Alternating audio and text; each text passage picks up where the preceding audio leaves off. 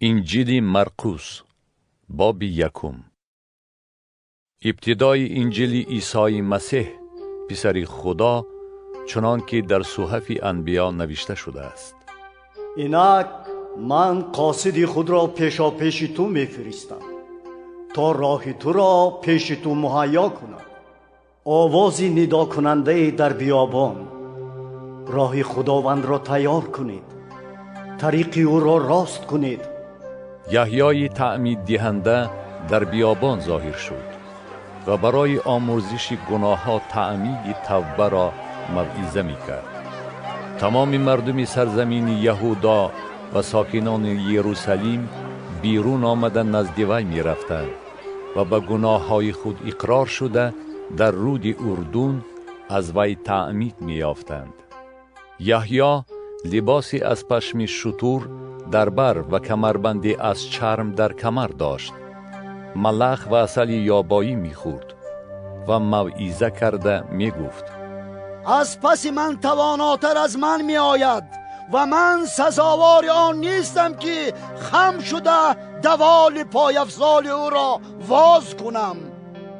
من شما را با آب تعمید دادم، لیکن او شما را با روح القدس تعمید خواهد داد.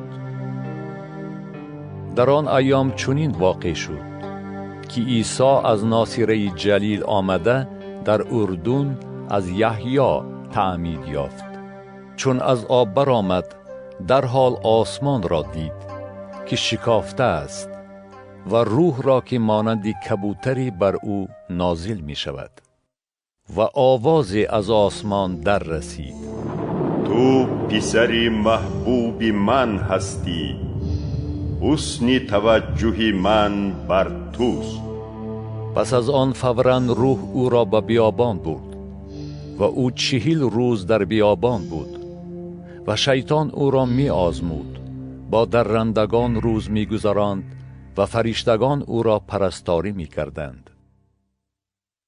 پس از آن که یحیی تسلیم کرده شد، عیسی به جلیل آمد و انجیل ملکوت خدا را موعظه کرد که وقت رسیده است و ملکوت خدا نزدیک است. توبه کنید و به انجیل ایمان آورید. و چون از کنار بحر جلیل می گذشت، شمعون و برادرش اندریاس را دید که در بحر تور می انداختند، زیرا که صیاد ماهی بودند. و عیسی به آنها گفت: مرا پیروی کنید و من شما را صیاد مردم گردانم. در حال آنها تور خود را مانده از پی او روانه شدند. چون از آنجا کمی پیش رفت، یعقوب ابن زبدای و برادری و یوحنا را دید که در قایق تورهای خود را تعمیر می کنند و در حال آنها را دعوت نمود. آنها پدر خود زبدای را در قایق با کارگران گذاشته از پی او روانه شدند. و آنها به کفرنهم آمدند و دیری نگذشته او در روز شنبه به کنیش در آمده به تعلیم دادن شروع نمود. همه از تعلیم او در حیرت ماندند، زیرا که آنها را همچون صاحب قدرت تعلیم می‌داد، نه همچون کتابدانان. در کنیشت آنها کسی بود که روحی پلید داشت و یک باره فریاد زده گفت: تو را با ما چی کار است ای عیسی ناصری؟ تو برای رس کردن ما آمده ای. من میدانم که تو کیستی ای قدوس خدا. عیسی وی را منع کرده گفت: خاموش شو و از وی بیرون آی. روحی پلید وی را به لرزه انداخته با آواز بلند فریاد زد و از وی بیرون شد. همه به واهمه افتادند به درجه‌ای که از یکدیگر می‌پرسیدند: این چیست؟ این چی تعلیماتی نویست که او به ارواح پلید نیز با قدرتانه امر می‌فرماید و آنها به او اطاعت می‌کنند؟ و آوازه او زود در تمام سرزمین جلیل پخش شد. و از کنیشت برآمده در حال با یعقوب و یوحنا به خانه شمعون و اندریاس آمدند. مادر عروس شمعون در حالت تب لرزه خوابیده بود و در حال او را از این حالت وی خبردار کردند. و او نزدیک شده از دست وی گرفت و برخیزاند. تبلرزه وی در حال نیست شد و وی به پرستاری آنها مشغول شد. بیگاهی که آفتاب فرو رفته بود، همه بیماران و دیوانگان را نزد او آوردند و تمام اهل شهر پیش دری خانه گرد آمدند و او بسیار کسان را که به کسلی های گوناگون گرفتار بودند شفا بخشید و بسیار دیوها را بیرون کرد و نماند که دیوها سخن رانند، زیرا که مسیح بودن او را می دانستند.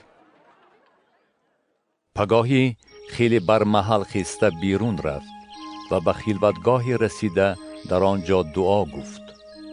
شمعون و کسانی که نزدش بودند از پی او شتافتند. چون او را یافتند گفتند همه تو را می جویند. او به آنها گفت به دهات و شهرهای نزدیک برویم تا که من در آنجا نیز موعظه کنم، زیرا که من برای همین آمدم. و او در تمام جلیل در کنشت‌های آنها موعظه می نمود و دیوها را بیرون می کرد.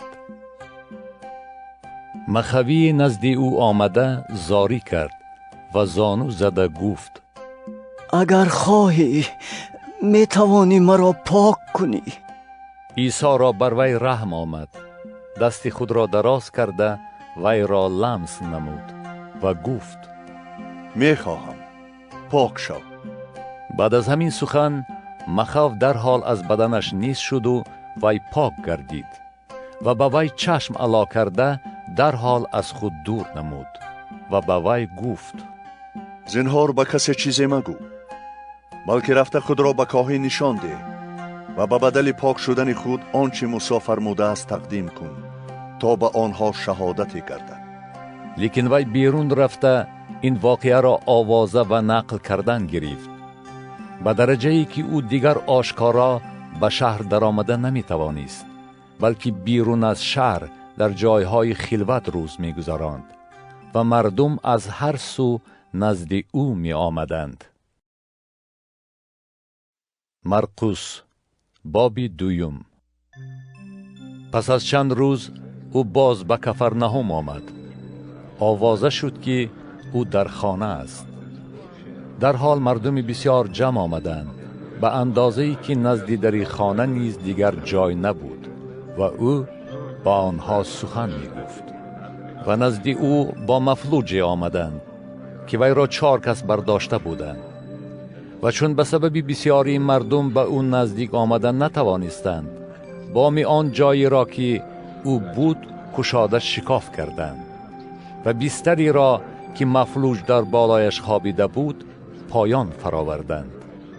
چون عیسی ایمان آنها را دید به مفلوج گفت ای فرزند، گناههای تو آمرزیده شد. بعضی کتابدانان که در آنجا نشسته بودند در دل خود اندیشه داشتند که چرا او این طور کفر میگوید؟ جز خدای یگانه کیست که گناه ها را آمرزیده تواند؟ عیسی در حال بر طبق روح خود دریافت که آنها چنین اندیشه دارند و به آنها گفت برای چی در دل خود این طور اندیشه دارید؟ کدامش آسان تر است؟ و مفلوج گفتن آن که گناههای تو آمرزیده شد، یا گفتن آن که برخیز بستر خود را بردار و روانه شو؟ لیکن تا بدانید که پسر آدم در روی زمین قدرت آمرزیدن گناه ها را دارد. و مفلوج گفت و تو میگویم برخیز بستر خود را بردار و به خانه خود روانه شو. وی در حال برخاست و بستر خود را برداشته در پیش نظر همه روانه شد، به طوری که همه حیران شدند و خدا را سپاس کنان گفتند مثل این را هرگز ندیده ایم. و باز به کنار بحر رفت. مردم به نزد او آمدند و او آنها را تعلیم میداد. هنگام رفتنش لیوی ابن حلفای را دید که در باجگاه نشسته است و وی گفت از پی من بیا. و برخاسته از پی او روانه شد. و هنگامی که او در خانه وی نشسته بود، بسیاری از باجگیران و گناهکاران نیز با عیسی و شاگردانش می نشستند، زیرا که بسیار بودند و او را پیروی می نمودند. چون کتابدانان و فریسیان دیدند که او با باجگیران و گناهکاران خوراک می خورد، به شاگردانش گفتند: چرا او با باجگیران و گناهکاران می خورد و می نوشد؟ عیسی این گپ را شنیده به آنها گفت: نه تندرستان بلکه بیماران به طبیب حاجت دارند. من آمدم که نه عادلان را بلکه گناهکاران را به توبه دعوت کنم. شاگردان یحیی و فریسیان روزه می داشتند و نزد او آمده گفتند: چرا شاگردان یحیی و فریسیان روزه می دارند و شاگردان تو روزه نمی دارند؟ عیسی با آنها گفت: آیا اهل کشک نکاح مادامی که داماد با آنهاست روزه داشته می توانند؟ دادمی که داماد با آنهاست نمی توانند روزه دارند. لیکن ایام خواهد رسید که داماد از آنها گرفته شود و در آن ایام روزه خواهند داشت. هیچ کس به جامه کهنه از متاع نو در به نمی ماند، زیرا در به نو از چیزی کهنه جدا شده جای دریده آن باز هم بدتر می شود. و هیچ کس شراب نو را به مشک کهنه نمی اندازد، زیرا شراب نو مشک را می درد، شراب هم می ریزد، مشک هم تلف می شود. بلکه شراب نو را در مشک نو انداختن لازم است. و چنین واقع شد که او روز شنبه از کیشزار می گذشت و شاگردانش در اثنای راه به خوشه‌چینی سر کردند. فریسیان به او گفتند: ببین، چرا آنها در روز شنبه کاری را میکنند که روا نیست؟ او به آنها گفت: مگر هرگز نخوانده اید که داوود در احتیاجمندی چی کرد هنگامی که وی و یارانش گرسنه بودند؟ چگونه وی در ایام ابیاتار سرکاهین به خانه خدا در آمده نان تقدیم را خورد که خوردن آن جز کاهنان به کسی روا نبود و به یاران خود نیز داد. به آنها گفت: شنبه برای انسان مقرر شده است، نه انسان برای شنبه. بنابراین پسر آدم آقای روز شنبه نیز می باشد. مرقس باب 3. و باز به کنیش در آمد. در آنجا آدمی بود که دستی خشک شده داشت و از پی او می پاییدند که شاید وی را در روز شنبه شفا دهد تا که او را عیبدار کنند. پس به مردی دست خشک گفت: در میانجا بایست. و به آنها گفت: در روز شنبه کدام کار جایز است؟ نیکی کردن یا بدی کردن؟ جان را نجات دادن یا هلاک کردن؟ لیکن آنها خاموش ماندند و با آنها با غضب نظر افکنده و از سختگیریشان محزون گشته با آن آدم گفت: دست خود را دراز کن. چون دراز کرد دستش شفا یافت. فریسیان فوراً بیرون رفته با هیرودیان در حق او مشورت نمودند که چطور او را هلاک کنند.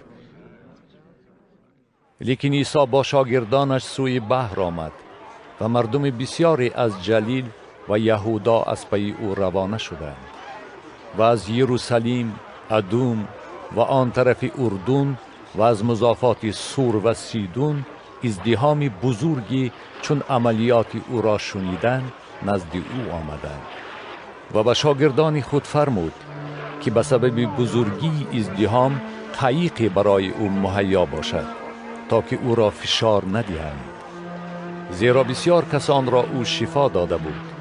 بنابراین هر که را زخمی بود نزد او می شتافت تا او را لمس کند و ارواح پلید چون او را می دیدند پیشش می افتادند و فریاد زنان می گفتند: تو پسر خدا هستی. لیکن او آنها را سخت تاکید می کرد که او را شهرت ندهند. پس از آن بر فراز کوه برآمده هر کی را که خواست نزد خود دعوت نمود. آنها نزد او آمدند و 12 نفر را تعیین کرد که همراه او باشند تا که آنها را برای موعظه فرستد و آنها را قدرت آن باشد که بیماران را شفا دهند و دیوها را بیرون کنند. و تعیین کرد شیمعون را که پتروس نام نهاد و یعقوب ابن زبدای و یوحنا برادر یعقوب را که با آنها بونرجیس یعنی پسران رد نام نهاد و اندریاس و فیلیپوس و برتلما و متا و توما و یعقوب ابن حلفای و تدا و شمعون قنا و یهودای اسقریوت را که او را تسلیم کرد. و چون به خانه در آمدند باز مردم فراهم آمدند به درجه‌ای که آنها فرصت نان خوردن هم نداشتند. و خویشان او چون شنیدند برای دستگیر کردن او آمدند، زیرا می گفتند که او بیخود شده است. کتابدانانی که از یروشلیم آمده بودند می گفتند که او بألزبول دارد و به واسطه کلان دیوها را بیرون می کند. پس آنها را نزدش طلبیده با آنها با مثلها سخن گفت. چگونه می تواند شیطان را بیرون کند؟ اگر سلطنت بر ضد خود از هم جدا شود، آن سلطنت استوار ایستاده نمی تواند. و اگر خانه بر ضد خود از هم جدا شود، آن خانه استوار ایستاده نمی تواند. و اگر شیطان بر ضد خود به قیام برخاسته از هم جدا شده باشد و استوار ایستاده نمی تواند، بلکه هلاک می شود. هیچ کس نمی تواند به خانه شخص زورآور در آمده چیزهای وی را غارت کند بی آنکه اول آن زورآور را ببندد و پس از آن خانه وی را غارت می کند. براستی به شما می گویم همه گناه های فرزندان آدم و هر گونه کفر که گفته باشد آمرزیده می شود، لیکن هر که به روح القدس کفر گوید تا ابد آمرزیده نشود، بلکه به عذاب ابدی محکوم گردد. زیرا که گفتند او روح پلید دارد. مادر و برادران او آمده در بیرون ایستادند و با او کسی را فرستاده او را طلب نمودند. در گرد او مردم نشسته بودند و با او گفتند اینک مادری تو و برادران تو در بیرون ایستاده تو را می طلبند. و به آنها جواب داده گفت کیست مادر من و برادران من؟ و با آنهایی که گردی او نشسته بودند نظر افکنده گفت اینک مادر من و برادران من. زیرا هر که خواست خدا را به جا آورد همان کس برادر و خواهر و مادر من است. مرقس باب 4. و باز در کنار بحر به تعلیم دادن شروع نمود و مردم بسیار نزد او جمع آمدند، به طوری که او به قایق در آمده در بحر قرار گرفت و تمام مردم در کنار بحر می ایستادند و با مثلها آنها را چیزهای بسیار می آموخت و در تعلیم خود با آنها می گفت. گوش دهید، این کارنده برای پاشیدن تخم بیرون رفت و چون تخم می پاشید قدری در کنار راه افتاد و پرندگان آمده آن را برچیدند. قدری بر سنگلاخ افتاد در جایی که خاک بسیار نبود و با تیزی سبزید، زیرا که خاک عمق نداشت. چون آفتاب برآمد پژمرده شد و از بس گریشه نداشت خشک شد. قدری در میان خارها افتاد و خارها قد کشیده آن را پخش کردند و ثمره نداد.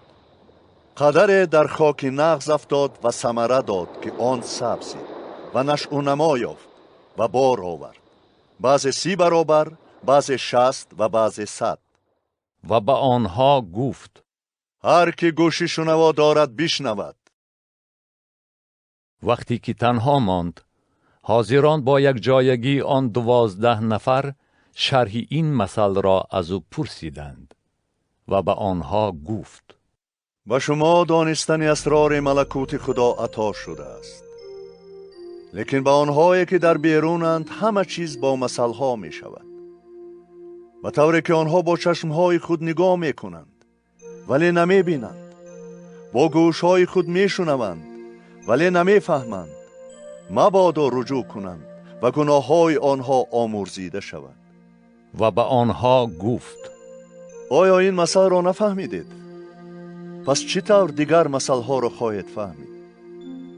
کارنده کلام را می کارد. کاشته شدگان در کنار راه کسانی می باشند که در آنها کلام کاشته می شود. و چون شنیدند در حال شیطان آمده کلام کاشته شده را از دل آنها می رباید. همچنین کاشته شدگان در سنگلاخ کسانی می باشند که چون کلام را بشنوند در حال آن را با شادی قبول می کنند، لیکن در خود ریشه ندارند و نااستوارند و چون از باعث کلام اذیت یا تعقیبات روی دهد در حال به وسوسه می افتند.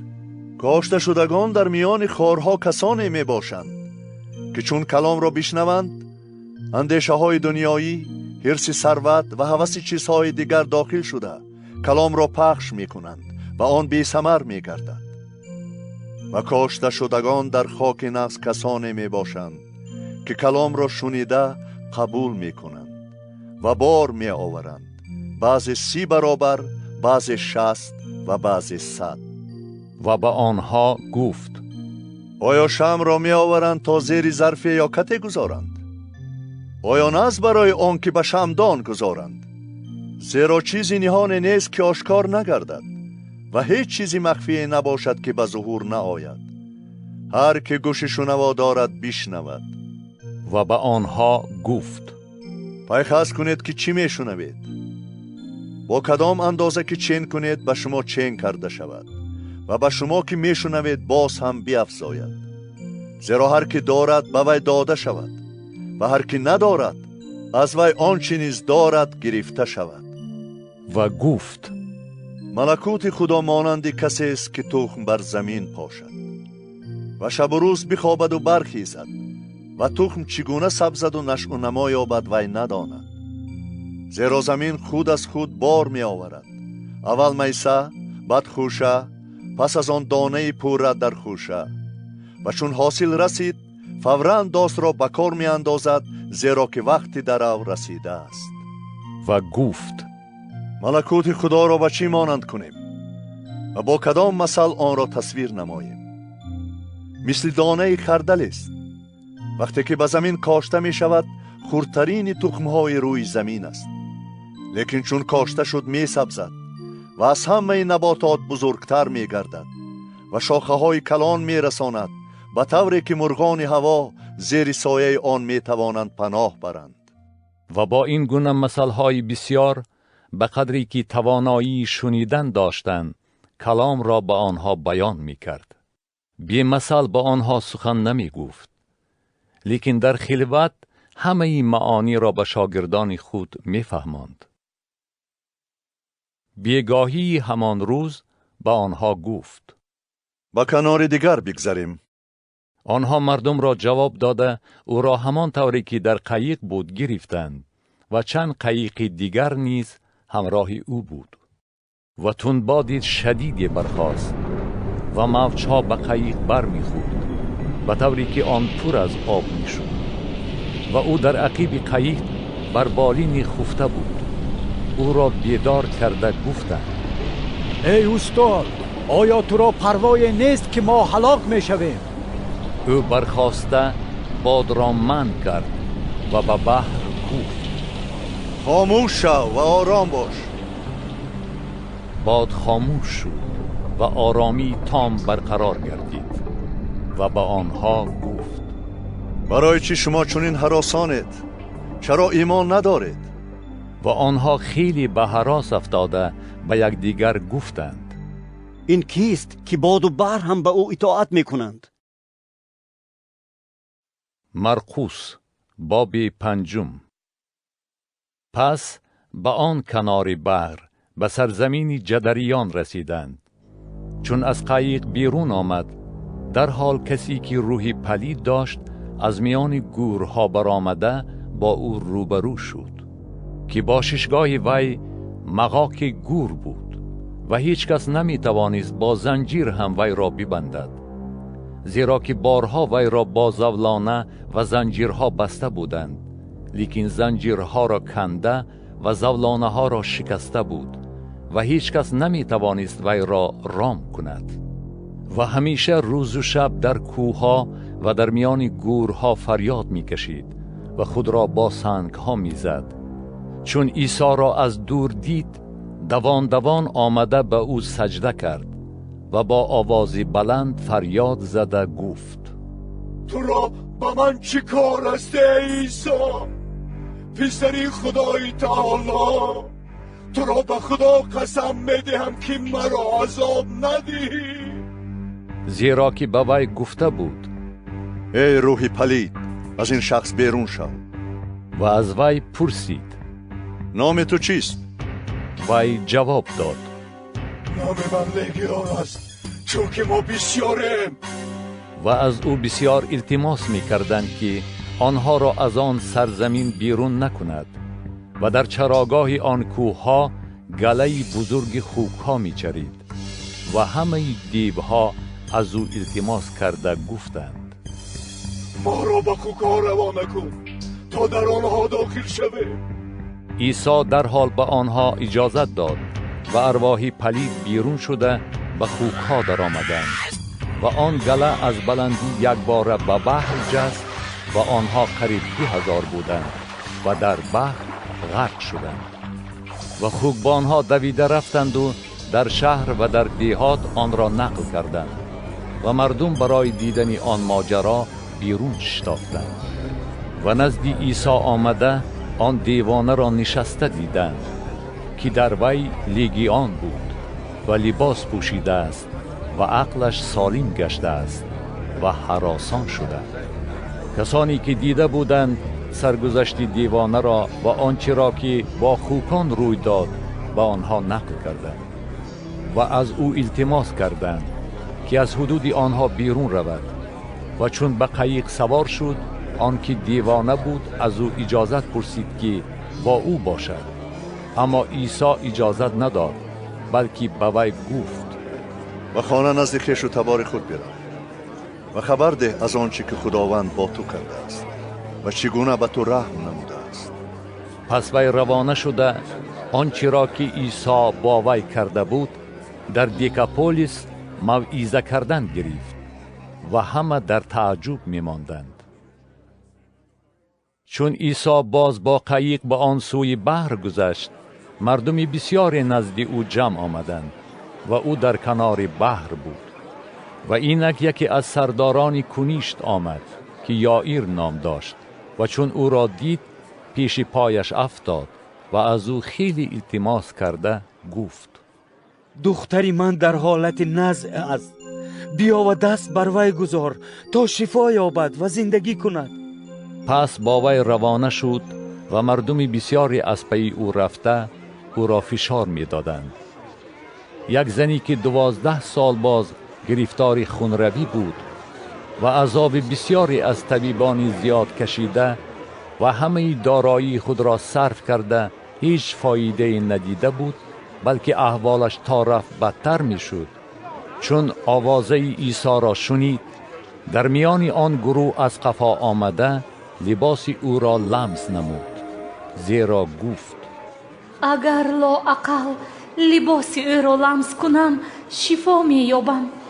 و در حال چشمه خونی وی خشک شد و در جسم خود حس کرد که از کسلی شفا یافته است. در عین زمان عیسی در خود حس کرد که قوه از او بیرون رفت و به مردم مراجعت کرده گفت: کیست که لباس مرا لمس کرد؟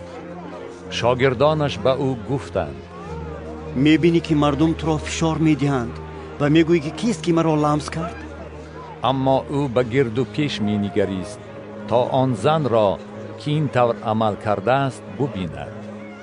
آن زن چون دانست که به وی چی حادثه روی داد، ترسان و لرزان آمده پیش او افتاد و تمام حقیقت را به او گفت. او به وی گفت: دخترم، ایمانت تو را شفا بخشید. به سلامتی برو و از کسلی خود در امان باش. او هنوز سخن می گفت که از خانه سردار کنیشت آمده گفتند: دخترت مرد، باز برای چه استاد را زحمت میدی؟ اما عیسی این سخنان را شنیده به سردار کنیشت گفت: نترس، فقط ایمان آور و بس. و جز پتروس، یعقوب و یوحنا برادر یعقوب کسی را اجازت نداد که از پیش رود. چون به خانه سردار کنیشت رسید، عزاداران را در حالت اضطراب دید که گریه و نوحه بسیار می کردند و در آمدن زمان به آنها گفت: چرا در اضطراب افتاده اید و گریه میکنید؟ دختر نمرده است بلکه خفته است. و آنها بر او خندیدند. لیکن او همه را بیرون کرده با پدر و مادر دختر و با رفیقانش به حجره‌ای که دختر خوابیده بود در آمد و دست دختر را گرفته گفت: تالیتا قومی، که معنایش این است: ای دختر، تو را میگویم برخیز. در حال دختر برخاسته روان شد، زیرا که 12 ساله بود. آنها خیلی در حیرت ماندند و او آنها را سخت تأکید کرده فرمود که کسی از این آگاه نشود و گفت تا خوراکی به وی دهند. مرقس باب 6. از آنجا برآمده به زادگاه خود آمد و شاگردانش از عقیب او آمدند. چون روز شنبه رسید، در کنیشت به تعلیم دادن آغاز نمود و بسیار شنوندگان در حیرت مانده می گفتند: از کجاست در او این چیزها؟ چه حکمت است که با او عطا شده است که چنین معجزات از دست او صادر می گردد؟ آیا این همان نجار نیست که پسری مریم و برادر یعقوب، یوسه، یهودا و شمعون است؟ آیا خواهران او اینجا در بین ما نمی باشند؟ و در حق او به وسوسه می افتادند. لیکن عیسی به آنها گفت: پیغمبر به قدر نباشد جز در زادگاه خود و در بین خویشاوندان و در خانه خود. و در آنجا هیچ معجزه نشان دادن نتوانست، جز آنکه دستهایش را بر چند بیمار نهاده آنها را شفا داد. و از بی ایمانی آنها در حیرت افتاد. در دیهات آن مضافات گشته تعلیم می داد. پس آن 12 را نزد خود خوانده به جفت جفت فرستادن آنها آغاز نمود و به آنها بر ارواح پلید قدرت داد و فرمود که برای راه هیچ چیز با خود جز عصای نگیرند، نه تربه، نه نان، نه پول در کمربند، بلکه چاروق در پا کشند و 2 پیراهن در بر نکنند. و به آنها گفت: هر جا که به خانه در آمده تا وقت سفر کردن در آنجا بمانید و هر جا که شما را قبول نکنند و به سخنان شما گوش ندهند، از آنجا بیرون رفته غبار پایهای خود را بیفشانید تا شهادت بر آنها گردد. به راستی به شما میگویم حالت سدوم و عمورا در روز داوری از آن شهر سهل تر خواهد بود. آنها روانه شده به موعظه کردن آغاز نمودند که باید توبه کرد. بسیار دیوها را بیرون کردند و بسیار بیماران را روغن مالیده شفا دادند.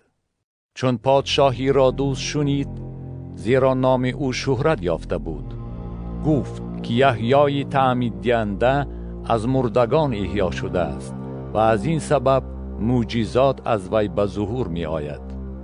بعضی می گفتند که این الیاس است، اما بعضی می گفتند که این پیغمبر است یا چون یکی از پیغمبران. لیکن هیرودوس چون شنید گفت: این همان یحیاست که من سرش را از تن جدا کردم و از مردگان احیا شده است.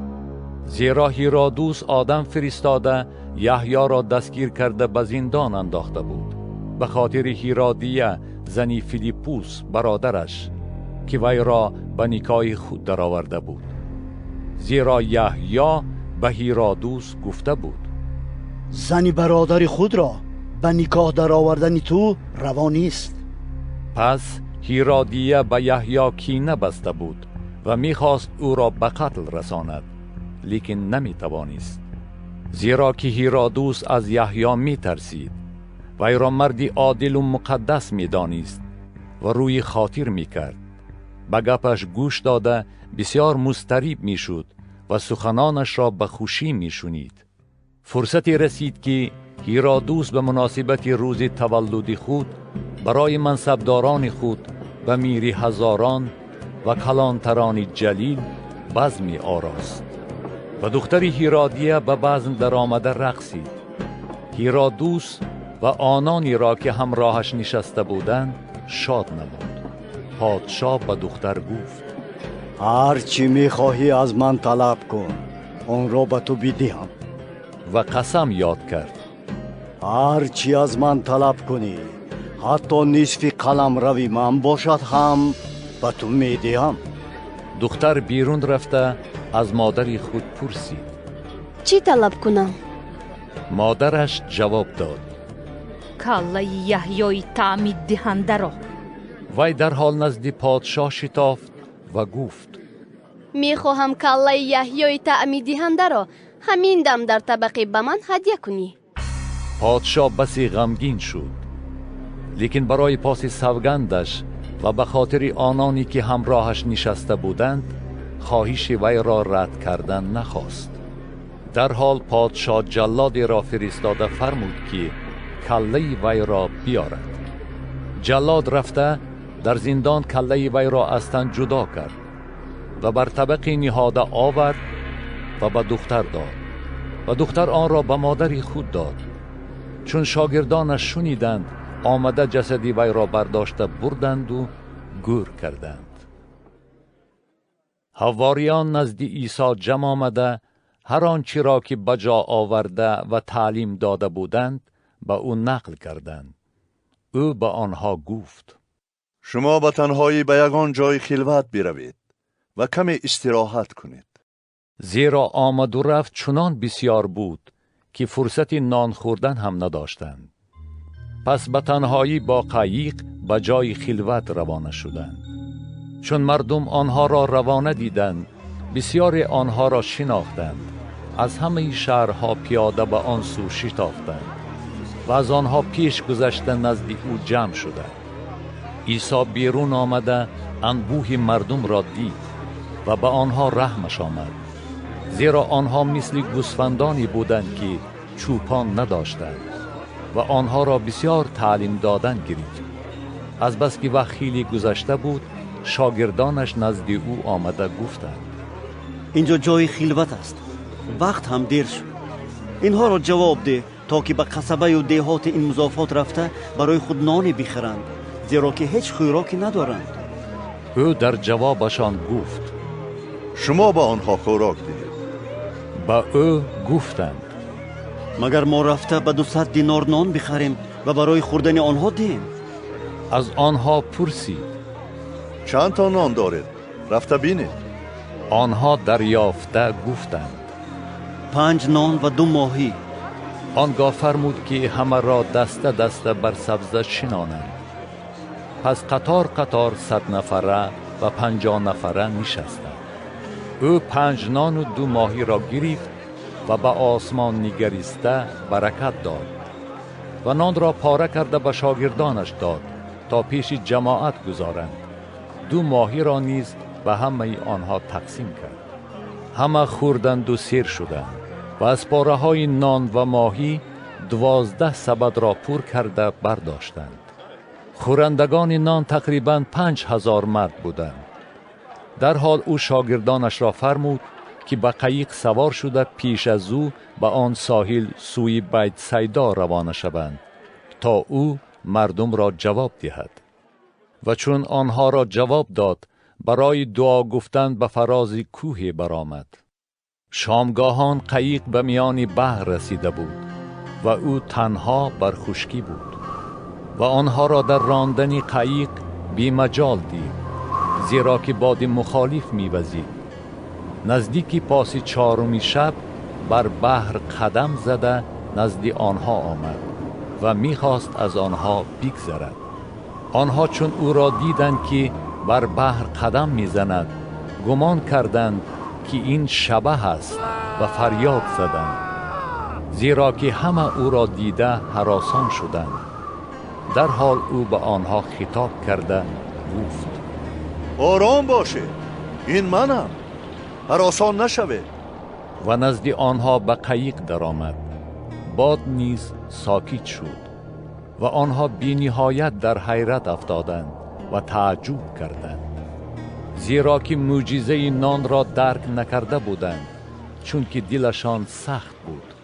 و از بحر گذشته به سرزمینی جنیسار آمدند و لنگر انداختند.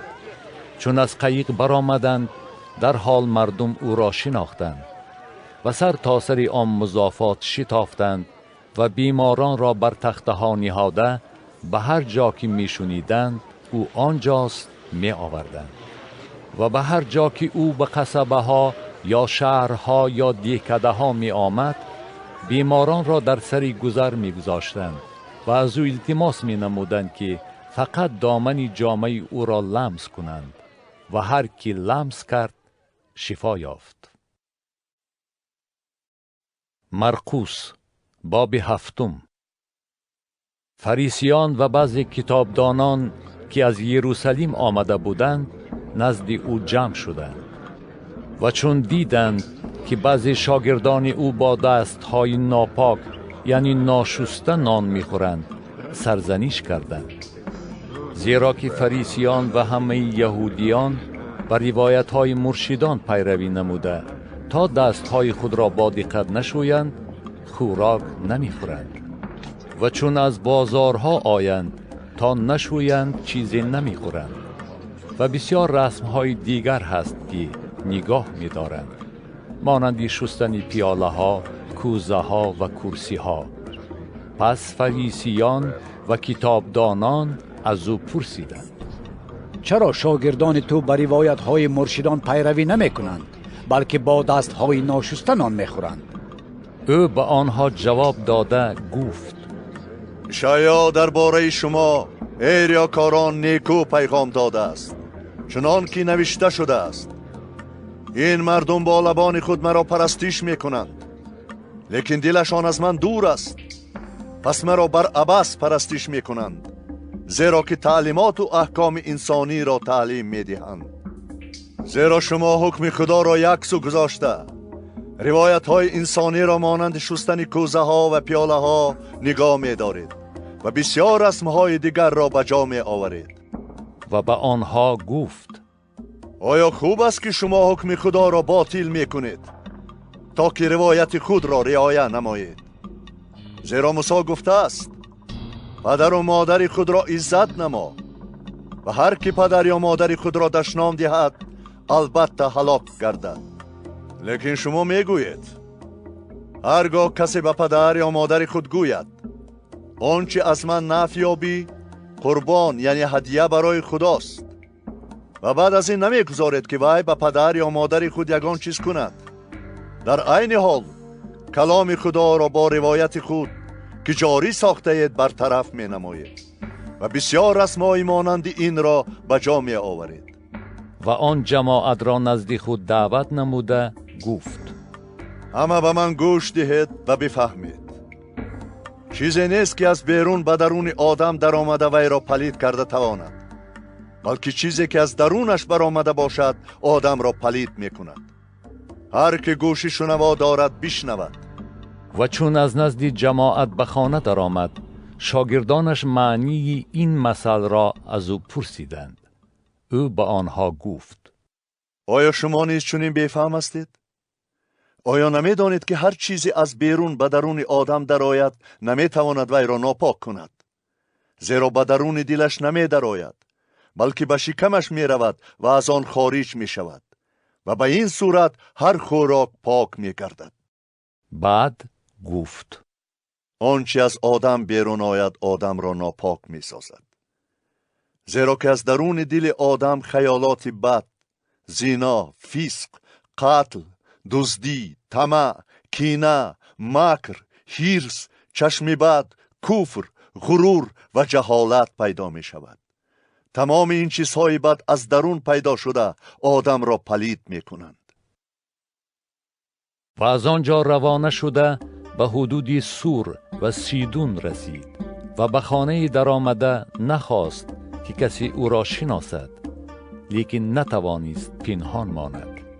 زیرا زنی که دخترش روحی پلید داشت خبری او را شنید و همان دم آمده پیش پای او افتاد. و آن زن یونانی از اهل فینیقیه سوریه بود و از او التماس نمود که دیو را از دخترش بیرون کند. لیکن عیسی به وی گفت بگذار اول بچگان سیر شوند، زیرا نان بچگان را گرفته پیش سگان پرتافتن خوب نیست. زن جواب داده گفت: آره خداوندا، لیکن سگان نیز پسمانده های بچگان را زیر سفره می خورند. با وی گفت: از برای این سخن برو که دیو از دخترت بیرون شد. چون زن به خانه خود آمد، دیو را بیرون شده و دختر را بر بستر خفته یافت. باز از حدود سور و سیدون برآمده، او به واسطه حدود دیکاپولیس سوی بحر جلیل روانه شد. نزد او یکی را آوردند که گوش کر و لکنتی زبان داشت و التماس کردند که دست بر وی گذارد.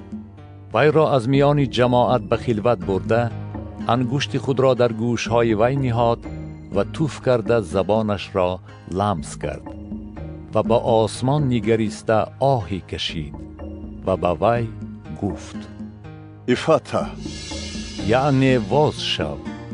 در حال گوشهایش گشاده و گریه زبانش یله شده به درستی سخن گفت و به آنها تعیین کرد که به کسی خبر ندهند.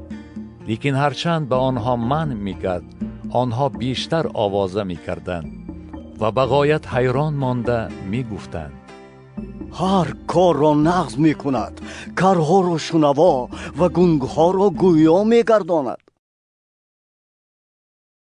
مرقس باب 8.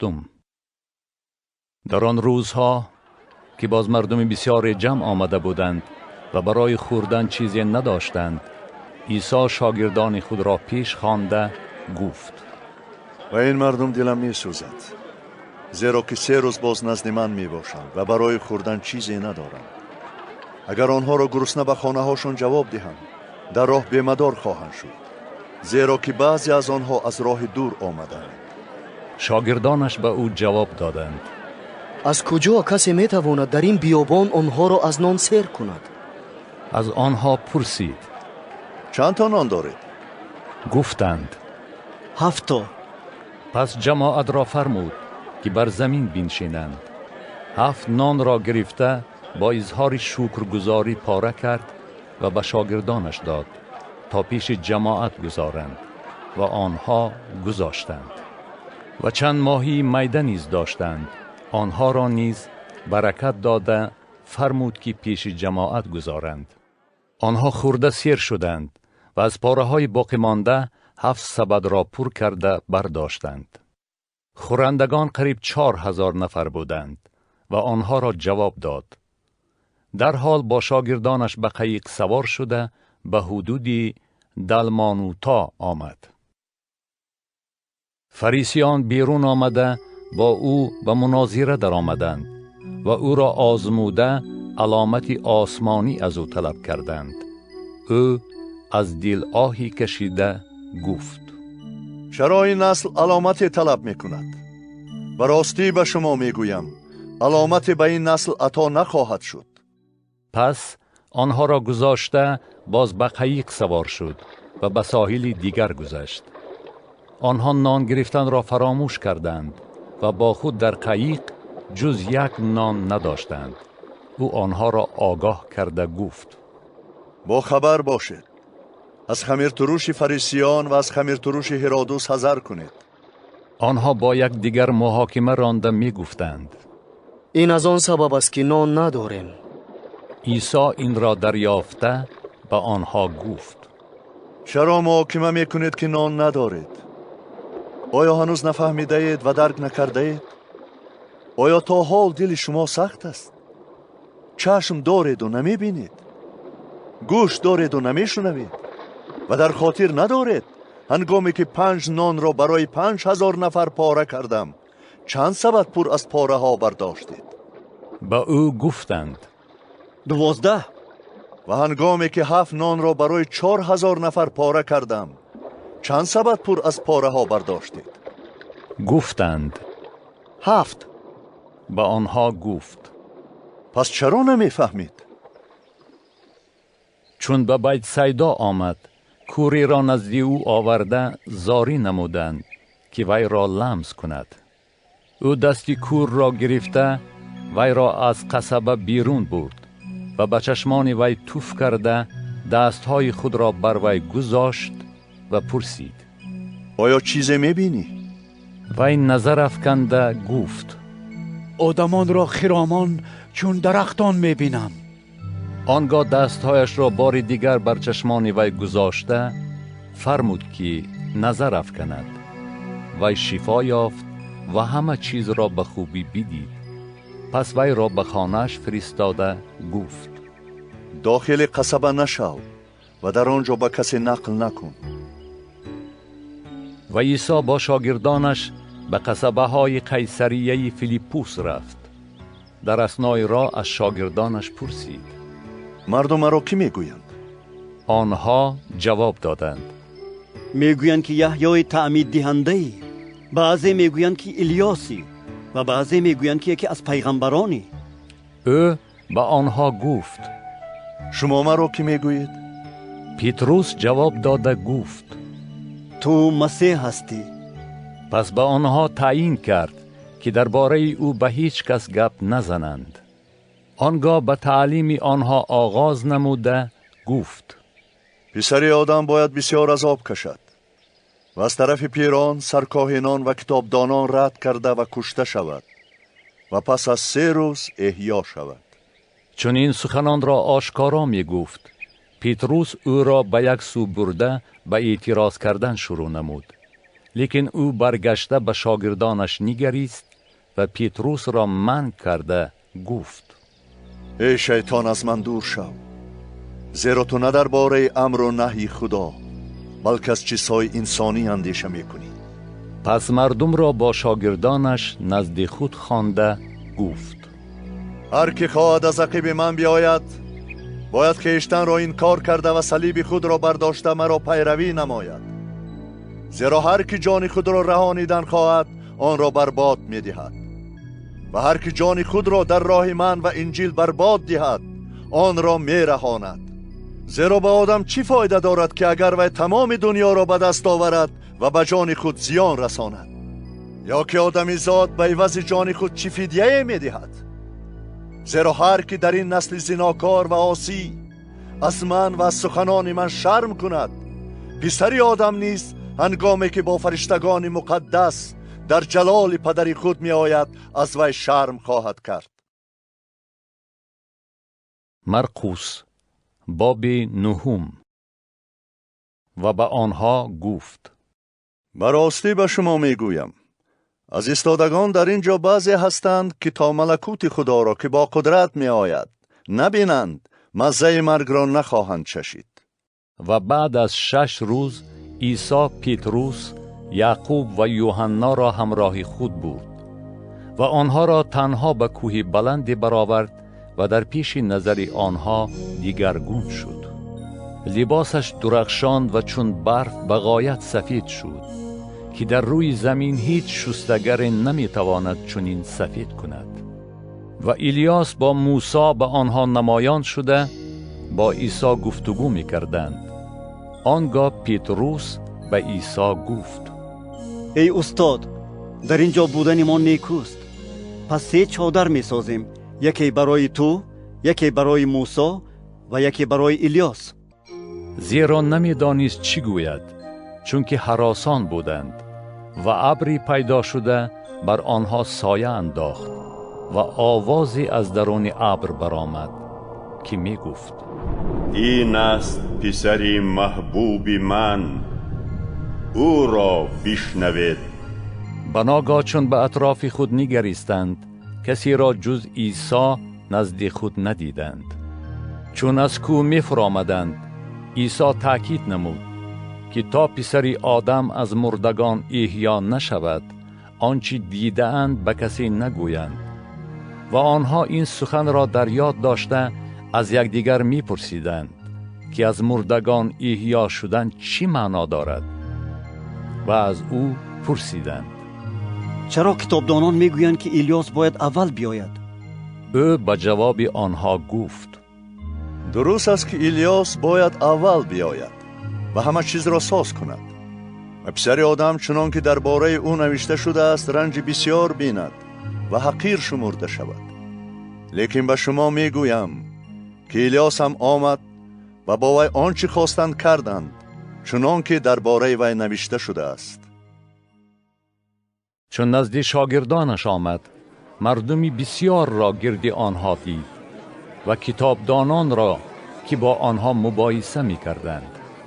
در حال تمام مردم چون او را دیدند در حیرت ماندند و دوان دوان آمده به او سلام دادند. او از کتابدانان پرسید: با اینها چی مباحثه میکنید؟ یکی از بین مردم به جواب گفت: ای استاد، پسری خود را نزد تو آوردم که روح گنگ دارد. هر جا که وی را بگیرد به زمین میزند، وی کف برآورده دندانها با هم میساید و کرخت میشود. و شاگردان تو گفتم که آن را بیرون کنند، نتوانستند. او به جواب وی گفت: ای نسل بی ایمان، تا کی با شما باشم؟ تا به کی شما را طاقت کنم؟ وی را نزد من بیارید. وی را نزد او آوردند. چون او را دید، روح وی را به لرزه انداخت. وی به زمین افتاده و غیل زده کفک برآورد و از پدری وی پرسید: کی باز به این حالت گرفتار است؟ گفت: از کودکی بارها وی را در آتش و در آب افکند تا وی را هلاک کنند. لیکن اگر می توانی به ما رحم کن و یاری رسان. عیسی به وی گفت: اگر ایمان آورده توانی، برای ایماندار همه چیز امکان پذیر است. در حال پدری کودک فریاد زده گریه کنان گفت: ایمان می آورم ای خداوند، به بی ایمانی من مدد کن. چون عیسی دید که مردم سویش شتاب می کنند، روح پلید را مذمت نموده گفت: ای روح گنگ و کر، و تو امر می فرمایم که از وی بیرون رو و دیگر داخل وی نشو.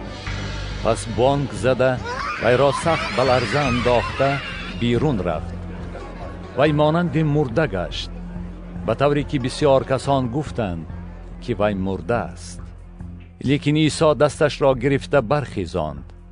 وی به پا ایستاد و چون به خانه درآمد، شاگردانش از او به تنهایی پرسیدند: چرا ما آن را بیرون کرده نتوانستیم؟ به آنها گفت: این جنس به هیچ وجه بیرون نمی رود جز به دعا و روزه. و از آنجا روانه شده از جلیل می گذشتند و او نمی خواست که کسی او را بشناسد، زیرا شاگردان خود را تعلیم داده می گفت که پسری آدم به دست آدمان تسلیم کرده خواهد شد و او را خواهند کشت. چون کشته شد، پس از 3 روز احیا خواهد شد. لیکن آنها این سخن را نفهمیدند و ترسیدند که از او بپرسند. به کفرنهم آمد. چون در خانه بود، از آنها پرسید: در را با یکدیگر در چه خصوص محاکمه می کردید؟ آنها خاموش ماندند، چون که در را با یکدیگر محاکمه می کردند که کیست بزرگتر. او نشسته آن 12 را نزدش خواند و به آنها گفت: هر که می خواهد نخستین باشد، واپسین و خدمتگار همه شود. پس کودکی را گرفته در میان آنها به پا گذاشت و در آغوش کشیده به آنها گفت: هر که یکی از این گونه کودکان را به اسم من قبول کند، وی مرا قبول می کند. و هر که مرا قبول کند، وی نه مرا بلکه فرستنده مرا قبول می کند. آنگاه یوحنا گفت: ای استاد، ما کسی را دیدیم که به اسم تو دیوها را بیرون می کرد، لیکن ما را پیروی نمی کرد و ما وی را منع کردیم چون که ما را پیروی نمی کرد. عیسی گفت: وی را منع نکنید، زیرا هیچ کسی نیست که به اسم من معجزه بنماید و به زودی در حق من بد گفته تواند. زیرا هر که ضد ما نیست با ماست، و هر که به اسم من شما را از آن رو که پیرو مسیح هستید کاسه آب بنوشاند، و راستی به شما میگویم مکافات خود را ضایع نخواهد کرد. و هر که یکی از این طفلان را که به من ایمان می آورند به وسوسه اندازد، برای و بهتر است که سنگ آسیای برگردنش آویخته وی را در بحر افکنند. و اگر دستت تو را به وسوسه اندازد آن را ببر. برای تو بهتر است که معیوب شده به حیات درآیی از این که با دو دست به دوزخ روانه شوی، در آتشی که خاموش نشونده است، که در آنجا کرمی آنها نمی میرد و آتش خاموش نمی شود. و اگر پایت تو را به وسوسه اندازد آن را ببر.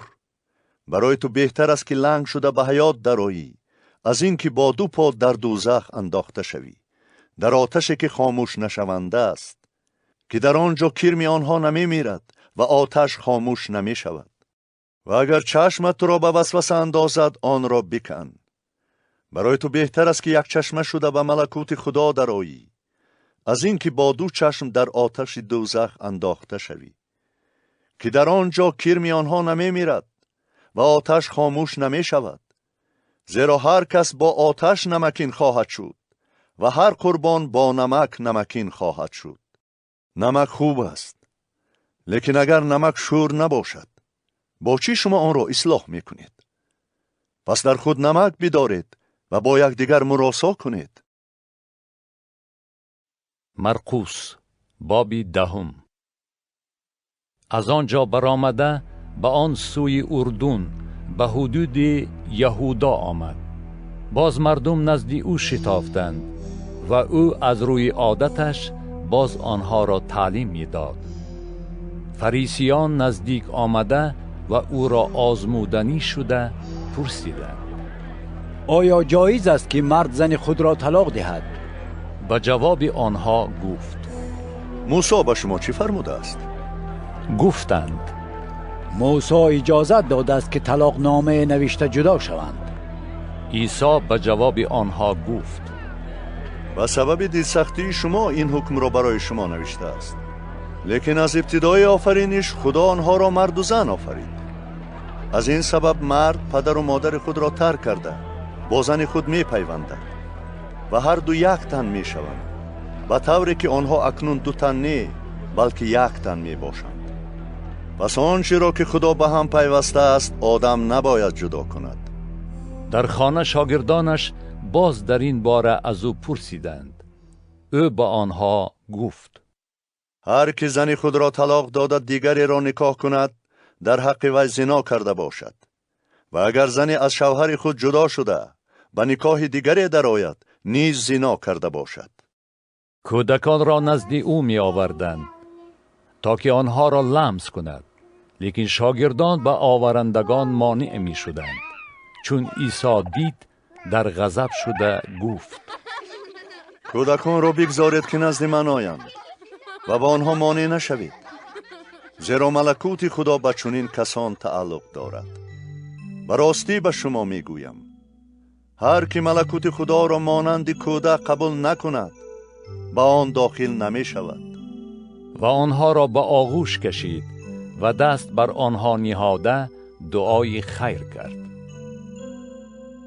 وقتی که به راه می برآمد کسی نزد او شتافته زانو بر زمین زد و پرسید: ای استاد نیکو، چی کنم تا وارث حیات جاویدانی شوم؟ عیسی به وی گفت: چرا مرا نیکو میگویی؟ هیچ کس نیکو نیست جز خدای یگانه. احکام را میدانی: زنا نکن، قتل نکن، دزدی نکن، شهادت بر دروغ نده، آزار نده، پدر و مادرت را حرمت کن. وی به جواب او گفت: ای استاد، همه این را من از کودکی نگاه داشتم. عیسی به وی نگریسته دوست داشت و گفت: تو را یک چیز نمی رسد. برو هر آنچه داری بفروش و به مسکینان بده و در آسمان گنج خواهی یافت و آمده صلیب بردار و مرا پیروی کن. لیکن وی از این سخن آشفته و غمگین شده رفت، چون که مال و ملک بسیار داشت. عیسی به گرد و پیش نگریسته به شاگردانش گفت: و ملکوت خدا در آمدن ثروتداران چگونه دشوار است. شاگردان از سخنان او در حیرت شدند. عیسی باز به جواب آنها گفت: ای فرزندان، با آنهایی که امید ثروت دارند در آمدن به ملکوت خدا چگونه دشوار است. از سوراخی سوزن گذشتن شتر آسانتر است از آن که ثروتدار به ملکوت خدا داخل شود. آنها به غایت در حیرت شده به یکدیگر می گفتند پس کی می تواند نجات یابد؟ عیسی به آنها نگاه کرده گفت به آدمیزاد این غیر امکان است، لیکن نه به خدا، زیرا که به خدا همه چیز امکان پذیر است. آنگاه پتروس به او گفت اینک ما همه چیز را ترک کرده تو را پیروی نموده ایم. عیسی به جواب گفت به راستی به شما میگویم کسی نیست که خانه یا برادران یا خواهران یا پدر یا مادر یا زن یا فرزندان یا املاک را از بهر من و انجیل ترک کند و الحال در این زمان در میان تعقیبات 100 چندان خانه ها و برادران و خواهران و پدران و مادران و فرزندان و املاک و در عالم آینده حیات جاودانی نیابد. لیکن بسا اولین که آخرین خواهند شد و آخرین اولین. چون در راه سوی یروشلیم بودند عیسی پیشاپیش آنها می رفت و آنها در حیرت بودند و چون از عقیب او می رفتند هراسان می شدند و او آن 12 را نزد خود خوانده باز به گفتن آنچه به سرش می آید آغاز نمود. اینک ما سوی یروشلیم می رویم و پسر آدم به دست سرکاینان و کتابدانان تسلیم کرده خواهد شد و او را به مرگ محکوم کنند و به دست غیر یهودیان تسلیم کنند و او را تمسخر کنند، تازیانه زنند، توف باران کنند، بکشند و در روز سیوم احیا شود. آنگاه یعقوب و یوحنا 2 پسر زبدای نزد او آمده گفتند ای استاد میخواهیم آنچه از تو خواهش کنیم برای ما بکنی. با آنها گفت چی میخواهید که برای شما بکنم؟ آنها به او گفتند به ما لطف نما که یکی در طرف راستت و دیگری در طرف چپت در جلال تو بنشینیم. عیسی به آنها گفت شما نمیفهمید که چی میخواهید. آیا میتوانید آن کاسه را که من مینوشم بنوشید و تعمیدی را که من مییابم بیابید؟ آنها به جواب گفتند میتوانیم.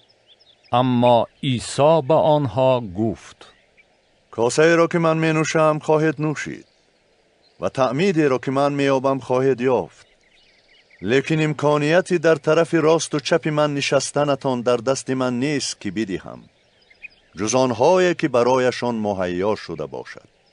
و آن 10 نفر چون این را شنیدند از یعقوب و یوحنا ناراضی شدند، اما عیسی آنها را نزد خود خوانده گفت شما میدانید آنانی که میر خلقا به شمار میروند بر آنها حکمرانی میکنند و اکابیرشان بر آنها فرمانروا میشوند، لیکن در میان شما نباید این طور شود، بلکه هر که در بین شما خواهد بزرگ باشد خدمتگار شما شود و هر که خواهد در بین شما نخستین باشد غلامی همه شود. زیرا پسر آدم نیز نه برای آن آمد که به او خدمت کنند، بلکه برای آن که خدمت کند و جان خود را برای فدیه بسیار کسان بدهد. به یریحو آمدند.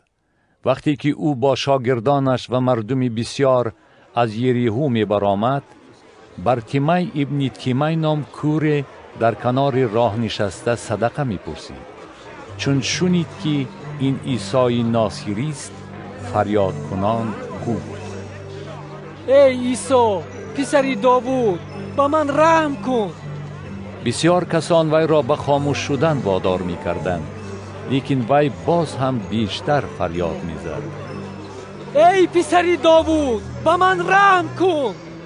عیسی ایستاده فرمود که وی را بخوانند. آنها کور را خوانده گفتند آسوده باش، برخیز که تو را میخواند. وی جامه خود را کشیده برخاست و نزد عیسی آمد. عیسی به وی جواب گردانده گفت چی میخواهی که برای تو بکنم؟ کور به او گفت ای استاد، میخواهم بینا شوم. عیسی به وی گفت برو که ایمانت تو را شفا بخشید. وی در حال بینا گشته از عقیب عیسی در راه روانه شد. مرقس باب 11. چون نزدیک یروشلیم به بیت فاجی و بیت هینی بر کوه زیتون رسیدند، او دو شاگرد خود را فرستاده به آنها گفت و این دیه که روبروی شماست بروید. چون در آمدید خرکوره را بسته میابید که هنوز کسی بر آن سوار نشده است. آن را واز کرده اینجا بیارید. و اگر کسی به شما گوید که چرا چنین میکنید، و جوابش بگوید که خداوند به آن احتیاج دارد و در حال آن را به اینجا میفرستد. آنها رفته کره را یافتند که در کوچه نزد دروازه بستگی بود و آن را واز کردند. بعضی کسانی که در آنجا ایستاده بودند به آنها گفتند چی کار دارد که کره را واز میکنه؟ به جواب آنها آنچه را گفتند که عیسی فرموده بود و آنها را به حال خود گذاشتند و کره را نزد عیسی آورده جامه های خود را بر آن افکندند تا بر آن سوار شد. بسیار کسان جامه های خود را بر راه گستردند و دیگران شاخه های درختان را بریده بر راه گستردند و آنهایی که از پیش و از پس روانه بودند خطاب می کردند هوشعنا، مبارک است آن که به اسم خداوند می آید. مبارک است ملکوت پدر ما داوود که به اسم خداوند می آید. هوشعنا در عرش اعلا. و عیسی وارد یروشلیم شده به معبد در آمد و همه چیز را از نظر گذراند و چون روز بیوقت شده بود با آن 12 به بیت هینی رفت. روز دیگر چون از بیت هینی بیرون آمدند گرسنه ماند و از دور درختی انجیر را که برگ داشت دیده آمد تا شاید چیزی بر آن بیابد. چون نزدیک شد جز برگ ها چیزی نیافت، زیرا که موسم انجیر هنوز نرسیده بود. و عیسی به آن گفت پس از این تا ابد کسی از تو میوه نخورد. و شاگردانش این را شنیدند. به یروشلیم آمدند. عیسی به معبد در آمده و پیش کردن آنهایی که در معبد خرید و فروش می کردند آغاز نمود. میزهای صرافان و کرسیهای کفتر فروشان را چپه کرد و نگذاشت که کسی چیزی را از میان معبد برداشته گذرد و آنها را تعلیم داده می گفت آیا نوشته نشده است که خانه من خانه عبادت همه خلقان نامیده خواهد شد؟ اما شما را به دوست خانه مبدل کرده اید. چون کتابدانان و سرکاهنان شنیدند در تردد آن شدند که چطور او را به هلاکت رسانند، زیرا از او می ترسیدند، چون که تمام مردم از تعلیمات او در حیرت بودند. چون روز بی وقت شد او از شهر بیرون رفت. بامدادان وقتی که می گذشتند درخت انجیر را دیدند که تا ریشه خشک شده است و پیتروس به یاد آورده گفت ای استاد، اینک درخت انجیری که نفرین کرده خشک شده است. عیسی به جواب آنها گفت به خدا ایمان آورید، زیرا به راستی به شما میگویم هر کی به این کوه گوید که برخاست خود را در بحر افکن و در دل خود شک نداشته باشد، بلکه یقین دارد که آنچه گوید می شود، هر چی گوید به وی عطا خواهد شد. بنابراین به شما می گویم هر چی در دعا خواهش می کنید یقین بدانید که پیدا خواهید کرد و به شما عطا خواهد شد. و هنگامی که در دعا می ایستید اگر از کسی رنج و آزار کشیده باشید گناه وی را عفو نمایید، تا که پدر شما نیز که در آسمان است گناه های شما را بیامرزد. اما اگر عفو نکنید پدر شما نیز که در آسمان است گناه های شما را نآمرزد.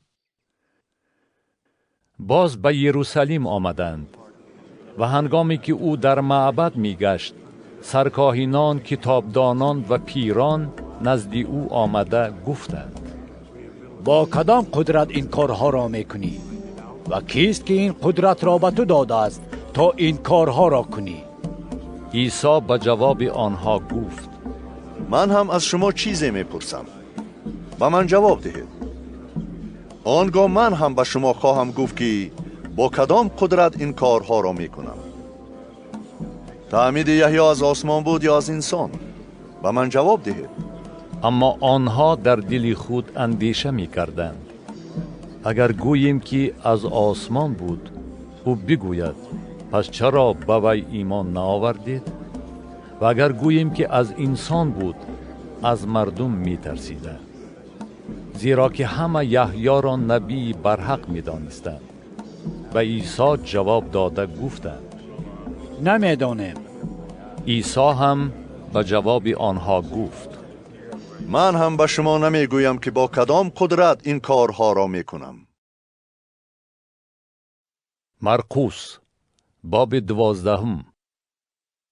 پس با مثلها به آنها آغاز سخن نموده گفت: کسی تاق شناند، دیوار گردش کشید، چرخوشت ساخت، برج برپا کرد و آن را به تاقداران سپرد و به سفر رفت. چون موسم رسید، خدمتگاری را نزد تاقداران فرستاد تا از میوه تاکزار از تاقداران بگیرد. لیکن آنها وی را داشته زدند و تیه دست روانه کردند. باز خدمتگار دیگر را نزد آنها فرستاد. وی را سنگ باران کرده سرش را کفاندند و دشنام داده پیش کردند. باز یک نفر دیگر را فرستاد. وی را کشتند و بسیار کسان دیگر را، بعضی را زدند و بعضی را کشتند. یک پسر عزیزش بود و در آخر وی را نیز نزد آنها فرستادند. در دل خود گفت: از پسرم شرم خواهم داشت. لیکن تاقداران به دیگر گفتند: این وارث است، بیاید وی را بکشیم تا میراث از آن ما گردد. وی را دستگیر کرده کشتند و از تاکزار بیرون برآورده پرتافتند. پس صاحب تاکزار چی خواهد کرد؟ آمده تاکداران را به مرگ محکوم خواهد کرد و تاکزار را به دیگران خواهد سپرد. مگر این نوشته را نخوانده اید؟ سنگی که معماران رد کردند، سنگ سر گوشه بنا گردید. این از جانب خداوند شد و در نظر ما حیرت انگیز است. و خواستند او را دستگیر کنند، لیکن از مردم ترسیدند، زیرا دانستند که این مثل را در حق آنها گفته بود. پس او را واگذاشته رفتند. و چند نفر از فریسیان و هیرودیان را نزد او فرستادند تا او را از سخنش افتانند. آنها آمده به او گفتند: ای استاد، میدانیم که تو حقگوی هستی و از کسی پروای نداری، زیرا هیچ روبینی نمی کنی، بلکه راه خدا را براستی تعلیم میدی. آیا به قیصر جزیه دادن جایز است یا نه؟ بدهیم یا ندهیم؟ اما او ریاکاری آنها را دریافته گفت: چرا مرا می آزمایید؟ دینار به من بیاره تا آن را ببینم. آنها آوردند. آنگاه به آنها گفت: این صورت و رقم از آن کیست؟ آنها به او گفتند: از آن قیصر. عیسی به جواب آنها گفت: آنچه از آن قیصر است به قیصر دهید و آنچه از آن خداست به خدا. و از جواب او در حیرت ماندند.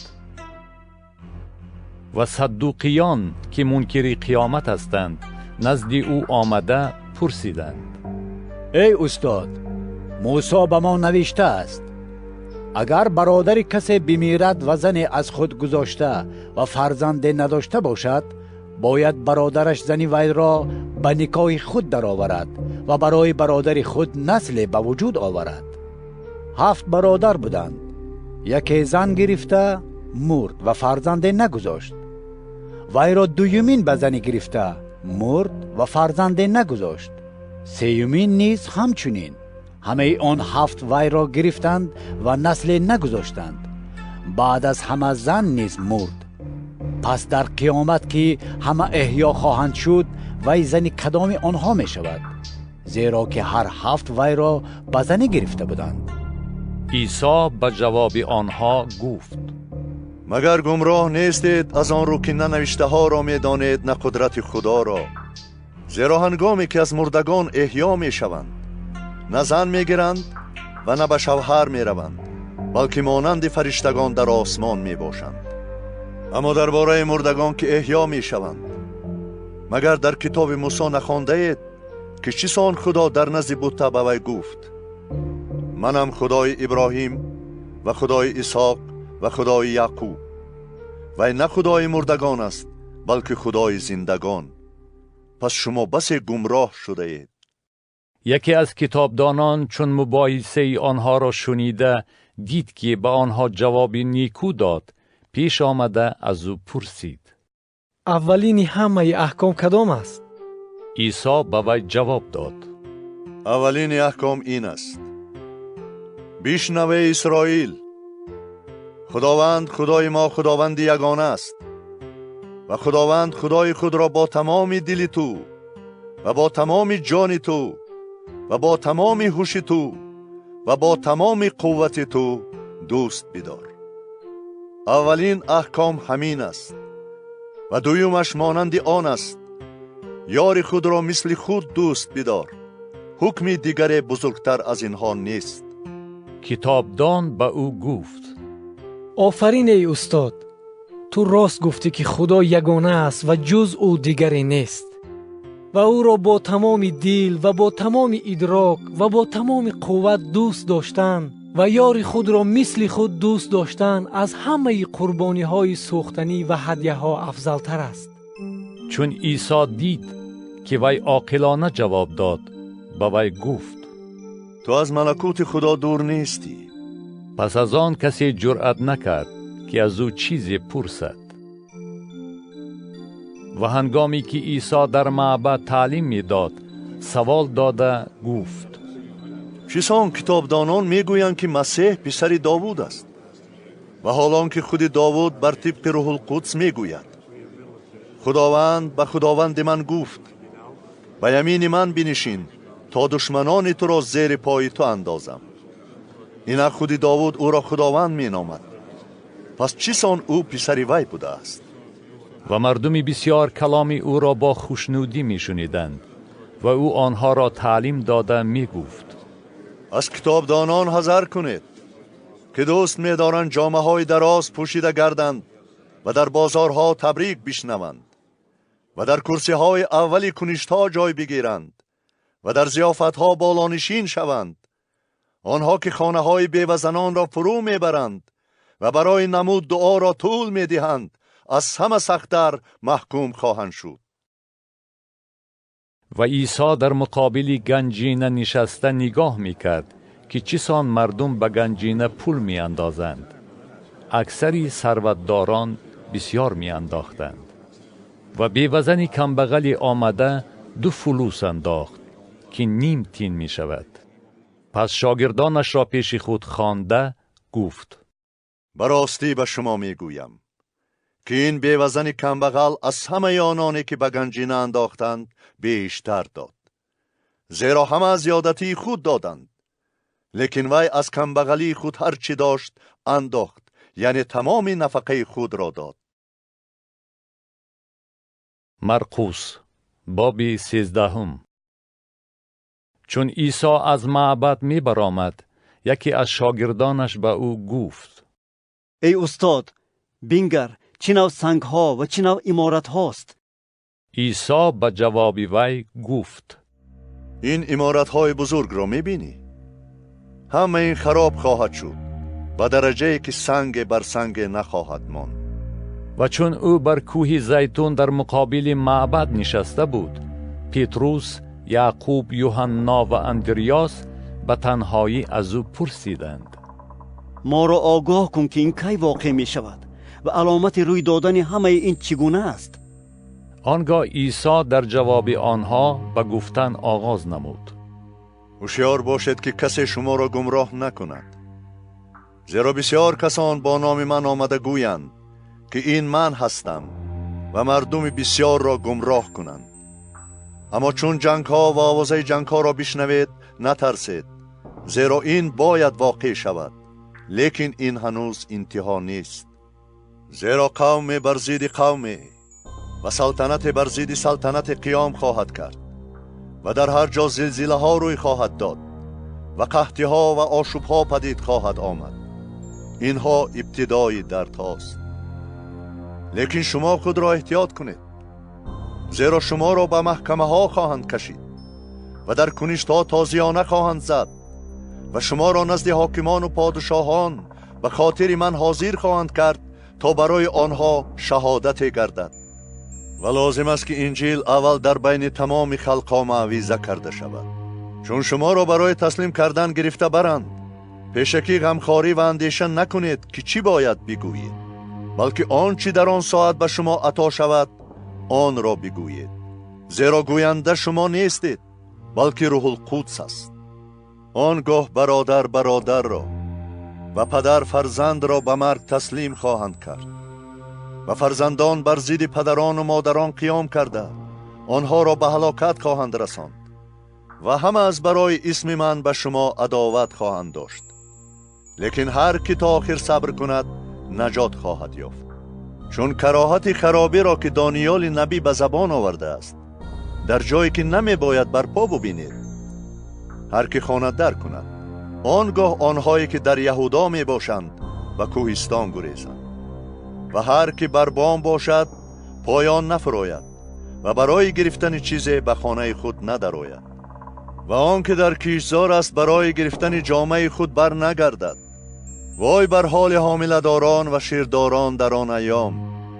دعا کنید که گریختن شما در زمستان روی ندهد، زیرا در آن ایام چنان مصیبت خواهد شد که از ابتدای آفرینش که خدا آفرید تا حال نشده است و بار دیگر نخواهد شد.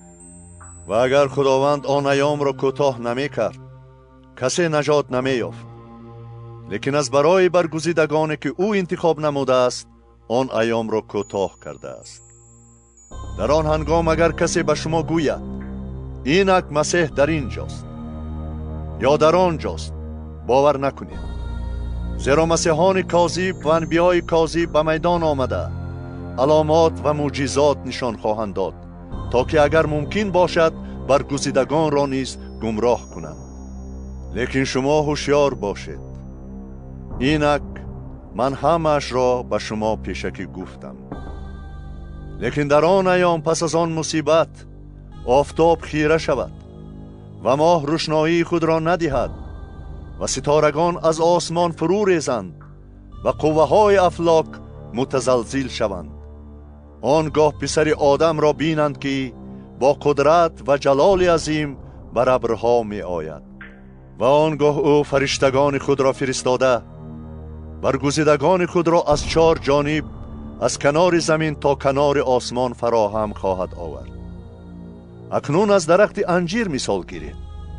چون شاخش نرم شده برگ آورد میدانید که تابستان نزدیک است.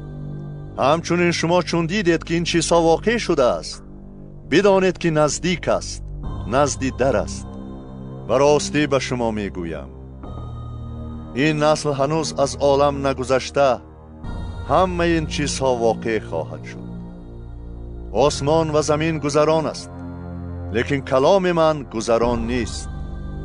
اما آن روز و ساعت را غیر از پدر کسی نمی داند، نه فرشتگان آسمان نه پسر. پس بر حذر و بیدار باشید و دعا گویید، زیرا نمی دانید که آن وقت کی فرا می رسد. مانند کسی که به سفر رفته و خانه خود را ترک کرده و خدمتگاران خود اختیار داد و برای هر یک شغل خاص مقرر نمود و دربان را فرمود که بیدار باشد. پس بیدار باشید، زیرا نمی دانید که صاحب خانه کی می آید، در شام یا نیم شب یا هنگام بانگ خروس یا بامدادان، مبادا ناگهان آمده شما را خفته یابد. اما آنچه به شما میگویم به همه میگویم، بیدار باشید. مرقس باب 14. تا عید فیس و فتیر 2 روز مانده بود. سرکاهنان و کتابدانان در تردد آن بودند که چیسان با حیله او را دستگیر کرده به قتل رسانند. لیکن می گفتند نه در عید، مبادا در بین مردم آشوب روی دهد. و هنگامی که او در بیت هینی در خانه شمعون مخوی نزد سفره نشسته بود، زنی با ظرفی گجینی روغنی اطرفشانی سنبولی خالصی گرانبها آمد و ظرف را شکسته بر سر او ریخت. بعضی کسان ناراضی شده در بین خود گفتند چرا این روغن اطرفشان تلف شد؟ زیرا آن را به زیاده 300 دینار فروخته به مسکینان تقسیم کرده دادن ممکن بود. و آن زن را سرزنش کردند. لیکن عیسی گفت وی را آرام گذارید. چرا وی را خجل میکنید؟ وی برای من کاری نیکو کرد. زیرا مسکینان هر وقت در نزد شما هستند و هرگاه که بخواهید به آنها احسان کرده می توانید. لیکن من همیشه با شما نیستم. وی آنچه می توانست به جا آورد. بدن مرا برای دفن پیشکی تدهین کرد. براستی به شما می گویم در تمام جهان هر جا که انجیل موعظه شود، کار وی نیز برای یادآوری وی ذکر خواهد یافت. و یهودای اسقریوت که یکی از آن 12 بود پیش سرکاهنان رفت تا که او را به آنها تسلیم کند. آنها چون سخن وی را شنیدند شاد گشتند و به وی پول دادنی شدند. وی در جستجوی فرصتی موافق بود که او را تسلیم کند. در روز اول عید فطیر که برای فسح قربانی می کردند، شاگردانش به او گفتند کجا می خواهی که فسح را بخوری تا رفته تیار کنیم؟ پس 2 نفر را از شاگردانش فرستاده به آنها گفت به شهر بروید. مردی به شما راست خواهد آمد که کوزه آب را برداشته می برد. از عقب وی روانه شوید. و کجایی که در آید به صاحب خانه گویید استاد می گوید مهمان خانه کجاست که آنجا فسح را با شاگردان خود بخورم. وی به شما بالا خانه کلان مفروش و تیار را نشان می دهد. در آنجا برای ما تیاری بینید. شاگردانش روانه شده به شهر آمدند و چنان که او گفته بود یافتند و فسح را آماده کردند. بیگاه روز او با آن 12 آمد و هنگامی که نشسته طعام می خوردند عیسی گفت براستی به شما می گویم که یکی از شمایان که با من طعام می خورد مرا تسلیم خواهد کرد. آنها غمگین شده پس هم دیگر به او گفتند آیا آن منم؟ و دیگری آیا آن منم؟ لیکن او به جواب آنها گفت یکی از 12 که با من دست در طبق می اندازد. اگرچه پسر آدم آنچنان که درباره او نوشته شده است می رود، لیکن وای بر حال آن کسی که پسر آدم به واسطه وی تسلیم کرده شود. برای وی بهتر می بود که تولد نمی یافت. و هنگامی که طعام می خوردند عیسی نان را گرفته برکت داد و پاره کرده به آنها داد و گفت بگیرید و بخورید که این بدن من است. و کاسه را گرفته شکرگزاری نمود و به آنها داد و همه از آن نوشیدند و به آنها گفت این از خون من از عهد جدید که برای بسیار کسان ریخته می شود. براستی به شما می گویم من دیگر از شیره انگور نخواهم نوشید تا همان روزی که در ملکوت خدا می تازه بنوشم. و هم 2 سنا خوانده به سوی کوه زیتون روانه شدند و عیسی به آنها گفت همه شما امشب در حق من به وسوسه خواهید افتاد. زیرا نوشته شده است چوپان را میزنم و گوسفندان پراکنده خواهند شد. اما پس از احیا شدنم پیش از شما به جلیل خواهم رفت. پتروس به او گفت اگر همه به وسوسه افتند هم من نمی افتم. عیسی به وی گفت براستی به تو می گویم که تو حالا در همین شب پیش از آن که خروس 2 بار بانگ زند مرا 3 بار این کار خواهی کرد. لیکن وی با جد و جهد زیادتر می گفت حتی اگر با تو مردنم لازم آید تو را هرگز این کار نکنم. دیگران نیز همچنان گفتند. به موضعی آمدند که جتسمانی نام داشت و او به شاگردانش گفت در اینجا بنشینید تا من دعا گویم. و پتروس یعقوب و یوحنا را با خود برد و در اضطراب افتاد و دلتنگ شد و به آنها گفت جان من تا به درجه مرگاور محزون شده است. در اینجا بمانید و بیدار باشید. و کمی پیشتر رفته رو به زمین افتاد و دعا گفت که اگر ممکن باشد آن ساعت از او بگذرد و گفت ابا پدرم، همه چیز نزد تو ممکن است. این کاسه را از من بگذران، لیکن نه با خواهش من بلکه با اراده تو. و آمده آنها را خفته یافت و به پتروس گفت ای شیمعون، تو خفته ای؟ آیا نتوانستی ساعت بیدار باشی؟ بیدار باشید و دعا گویید تا با آزمایش دچار نشوید. روح بردم است لیکن جسم ناتوان.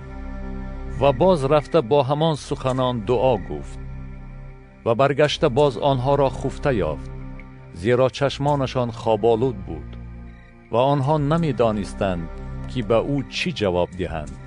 و بار سیوم آمده به آنها گفت شما هنوز می خوابید و استراحت می کنید؟ و سلام، ساعت رسیده است. اینک پسر آدم به دست گناهگاران تسلیم کرده می شود. برخیزید برویم. اینک آن که مرا تسلیم می کند نزدیک آمد. و در حال هنوز که او سخن می گفت، یهودا که یکی از آن 12 بود و با وی مردم بسیاری از جانب سرکاهنان، کتابدانان و پیران با شمشیر و تیاقها آمدند. تسلیم کننده او اشارت به آنها داده گفته بود هر که را ببوسم او همان است. او را دستگیر کنید و با احتیاط برید. و چون آمد در حال به او نزدیک شده گفت ای استاد، ای استاد. و او را بوسید و آنها دستهای خود را بر او انداخته او را گرفتند. اما یکی از حاضران شمشیر خود را کشیده و غلام سرکاهن زد و یک گوش وی را بریده پرتافت.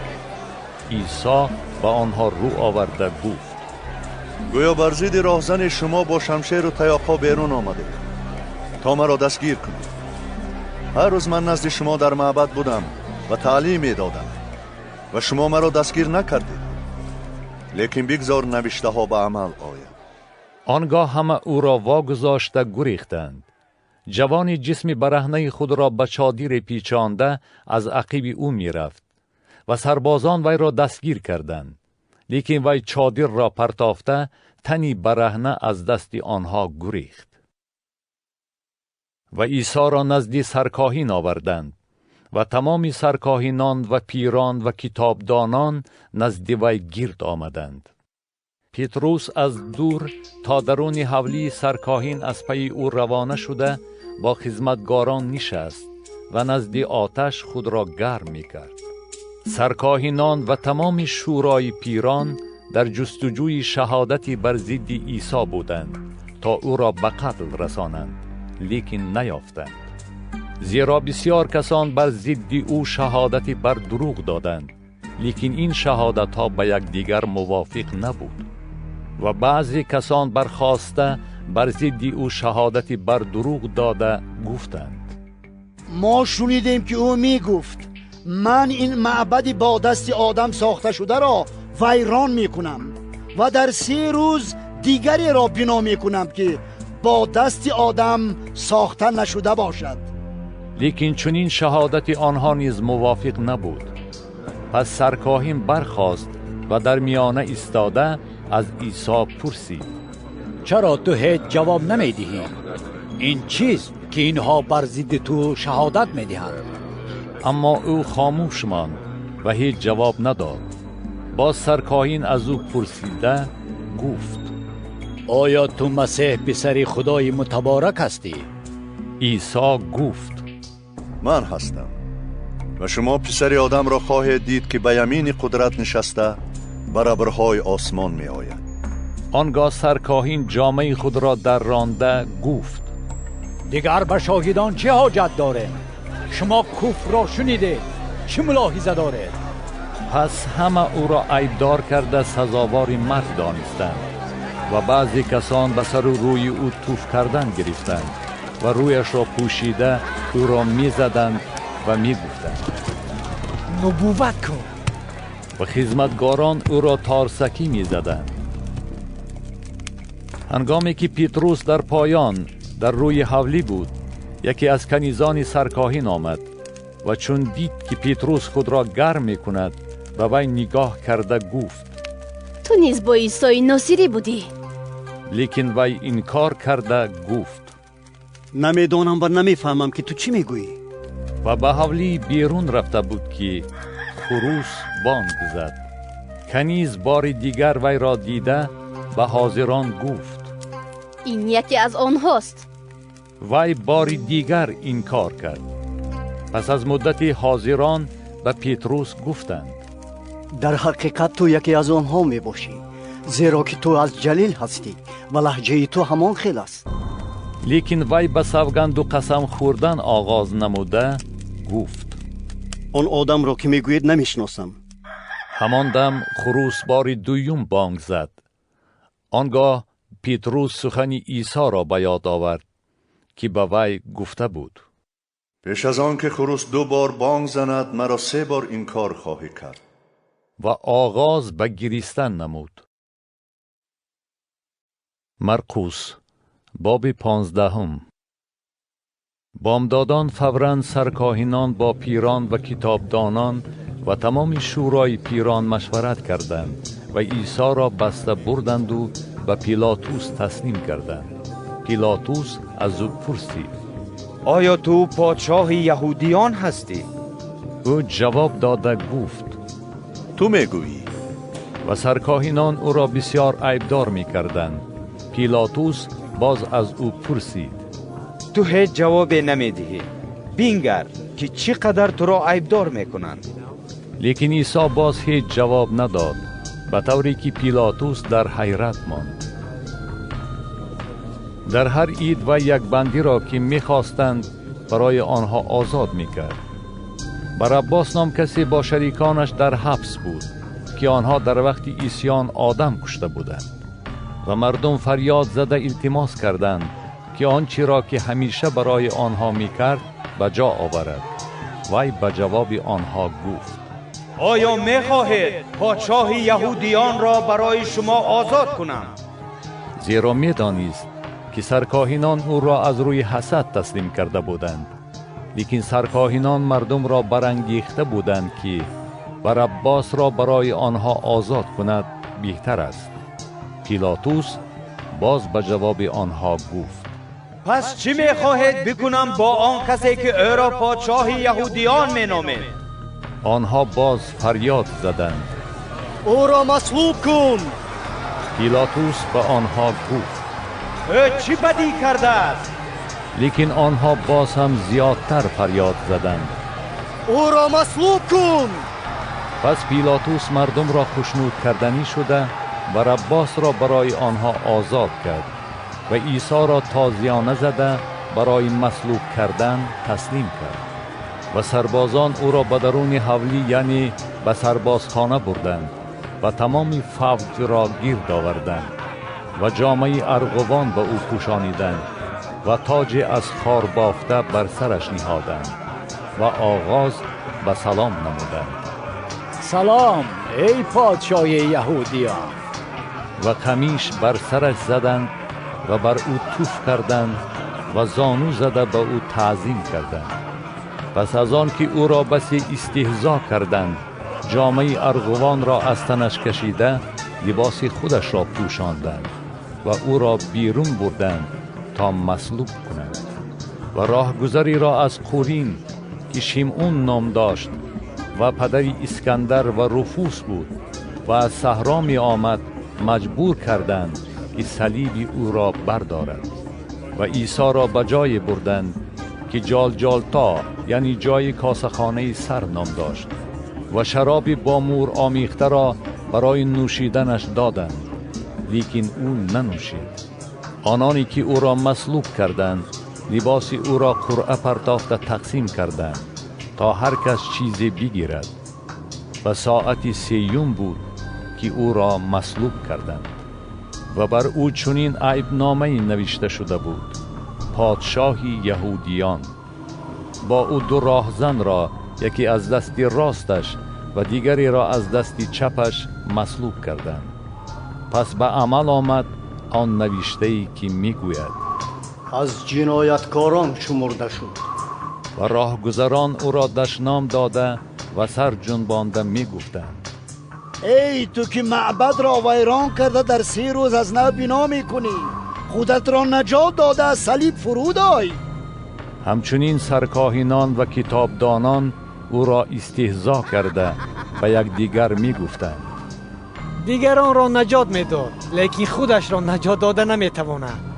مسیح پادشاه اسرائیل، بگذار اکنون از صلیب فرود آید تا ببینیم و ایمان آوریم. و آنهایی که با او مصلوب شده بودند او را دشنام میدادند. چون ساعت 6 رسید تمام زمین را تا ساعت 9 تاریکی فرا گرفت. و در ساعت 9 عیسی با آواز بلند فریاد زده گفت: الوهی الوهی لما سبقتنی، یعنی خدای من چرا مرا ترک کرده ای؟ بعضی از حاضران چون شنیدند گفتند: اینک الیاس را میخواند. پس شخصی شتاب کرده اسفنجی را از سرکه پر کرد و بر سر نی نهاده به او نوشانیدنی شد و گفت: بیستید ببینیم که آیا الیاس می آید تا او را فرود آورد. لیکن عیسی صدای بلندی برآورده جان داد و پرده معبد از بالا تا پایان دریده 2 پاره شد. میرصدی که روبروی او می ایستاد چون دید که او با چنین صدا جان داد گفت: براستی این آدم پسر خدا بود.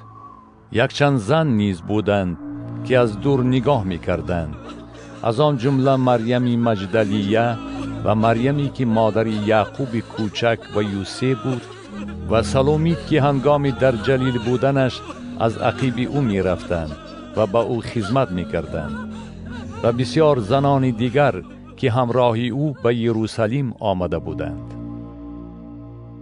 و چون شام شد، زیرا که روز جمعه یعنی بیگاه شنبه بود، یوسف نام شخصی از حرامات، عضو نمایان شورا که خودش نیز انتظار ملکوت خدا بود، آمد و جسارت کرده نزد پیلاطوس در آمد و جسد عیسی را طلب کرد. پیلاطوس در حیرت افتاد که او زود فوتیده است و میرصد را طلبیده از وی پرسید که آیا فوتید؟ و چون از میرصد فهمید جسد را به یوسف داد.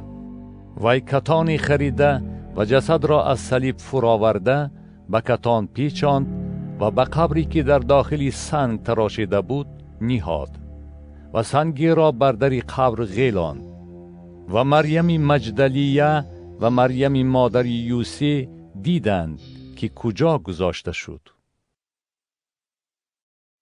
مرقس باب 16. بعد از گذشتن شنبه مریم مجدلیه و مریمی که مادر یعقوب بود و سلومیت حنوط خریدند تا رفته او را تدفین کنند. و سحری روز یکشنبه چون آفتاب طلوع کرد آنها به سر قبر آمدند و به هم دیگر می گفتند: سنگ را از در قبر برای ما کی می غلاند؟ چون نگریستند دیدند که سنگ غیلانیده شده است و حال آن که آن بسیار بزرگ بود. و چون به قبر در آمدند جوانی را در طرف راست نشسته دیدند که لباسی سفید در بر داشت و حیران شدند. وی به آنها گفت: حیران نشوید، عیسی ناصری مصلوب را جستجو میکنید. او احیا شد و در اینجا نیست. اینک جایی که او را نهاده بودند. لیکن رفته به شاگردان او و به پتروس گوید که او پیش از شما به جلیل می رود. او را چنان که به شما گفته بود در آنجا خواهید دید. و زود برآمده تازان از پیش قبر رفتند. آنها را لرزه و دهشت فرا گرفته بود و به کسی چیزی نگفتند، زیرا که می ترسیدند. سحری روزی یکشنبه احیا شده، اول به مریم مجدلیه که از وی 7 دیو را بیرون کرده بود ظاهر شد. وی رفته به همراهان او که گریان و نالان بودند خبر داد. لیکن آنها چون شنیدند که او زنده است و او را وی دیده است باور نکردند.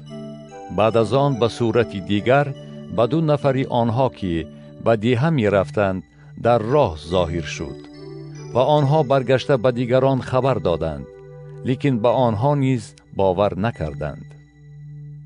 نهایت به آن 11 که در سری سفره نشسته بودند ظاهر شد و آنها را به سبب بی ایمانی و دلسختیشان سرزنش کرد، زیرا به آنهایی که او را احیا شده دیده بودند باور نکردند و به آنها گفت: به تمام عالم بروید و انجیل را به همه مخلوقات موعظه کنید. هر که ایمان آورده تعمید یابد نجات خواهد یافت، لیکن هر که ایمان نآورد محکوم خواهد شد. و این علامات همراه ایمانداران خواهد بود: به اسم من دیوها را بیرون کنند و به زبانهای نو سخن گویند و مارها را گیرند و اگر زهر قاتل بخورند به آنها آسیب نرساند و دست بر بیماران نهند آنها شفا یابند. و خداوند پس از آن که با آنها سخن گفت به آسمان صعود کرده به یمین خدا نشست و آنها بیرون رفته در هر جا موعظه می کردند و خداوند به آنها مدد می رساند و با علامتهای بعدینه کلام را ثابت می گرداند.